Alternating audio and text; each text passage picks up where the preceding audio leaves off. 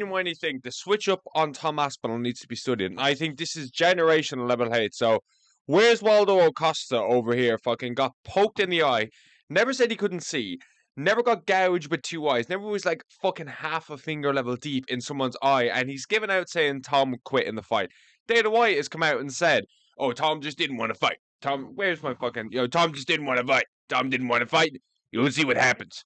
As if he just didn't get a fucking eye gouged. It blows. The Tom Aspinall situation is actually the biggest switch up in UFC history ever, ever, bro. It's actually generationally shit. Okay, and I feel so bad for Tom because the switch up, the narrative, everything has changed. He went from being the guy to beat John Jones.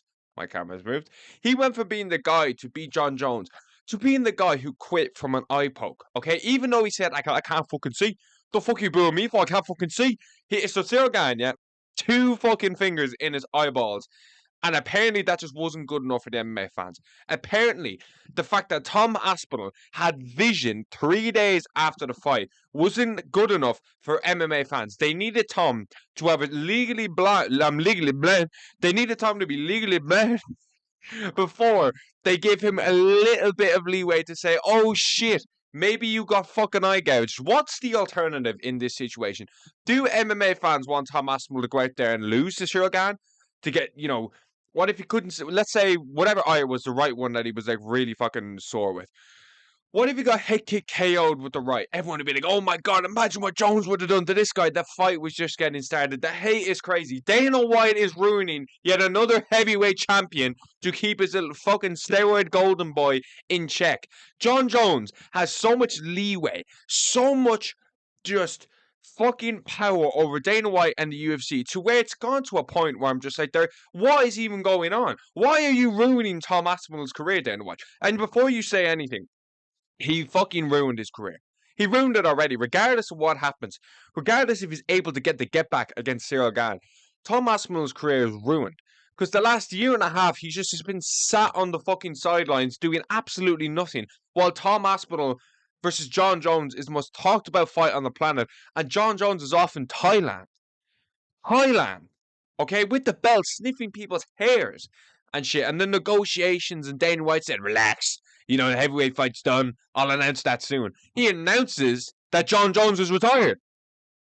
I think Dana White can be pathetically shit sometimes at his job. I think he can be the worst promoter on the planet. We all know the UFC isn't promoted. We all know that the UFC just don't want to do any sort of promotion with their fighters. The MMA YouTube community does an awful lot of promotion for them. They do all the promotion for them. But Dana, man, I just don't understand why you would sit there and say, "Oh, Tom just didn't want to fight. He didn't want to fight. He couldn't. He was literally double eye gouged. What do you mean he didn't want to fight?" I honestly don't understand it. And this guy, where's Waldo over here? So where's Waldo said he quit because a poke in the eye. So he got double eye gouged. It wasn't a poke. It was a fucking eye gouge. You got one. And look at him holding the thing up. He knows full well what he's doing. That guy never said, "I can't see." The MMA community is so weird. He got double eye gouged in the fucking face. And you have people running around saying, "Oh, Tom just quit. Tom wanted out. Tom wanted out." And, this guy doesn't help. Okay, it was Tom Aspinall's training partner. Waldo Acosta would get fucking smushed like a fucking, literally a bear versus a little fucking squirrel. That's exactly what, that's such a random analogy. A bear versus a squirrel is exactly what would happen in like a confined area, okay, where they're just both going to kill each other. That's what would happen against Waldo Acosta against Tom Aspinall, okay? He would have no chance. It is absolutely disgraceful that anybody says Tom Aspinall gave up. Like, he got double gouged in the eye, and it was so bad. It was so bad, bro. It was so bad. And then Dana White makes the whole situation worse by just ruining his career the last year and a half. And we have all the MMA fan base saying the same thing of, we want to see Tom Aspinall fight. We want to see him fight.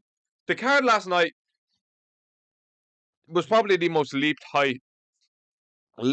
hyped fight night card. Actually, the worst and least fucking hyped fight of literally all time. The worst main event. Aaron Blanchfield versus I can't even remember her fucking name. Was probably you know the one I'm on. I can't. Macy Barber was literally more hyped than the one last night. The card was fucking awful. Okay, and we have a shit fight night next week as well. But we have an absolutely stacked pay per view after that. But the Tom Aspinall hate is actually ridiculous. It's generational. And Cyril Gane is nobody apart from people who know what they're talking about is actually saying anything about Cyril Gane. Everyone's just going at Tom. I never see Dana White being like, yo, Cyril's eye poked it a lot. And literally, why wasn't this a DQ? He fucking illegally eye gouged him and he couldn't continue the fight. Why isn't that a DQ? I don't understand that. And no contest. He did an illegal fucking move and that was the reason the fight. That's pretty fucking disqualification worthy if you ask me. What can you get DQ'd for?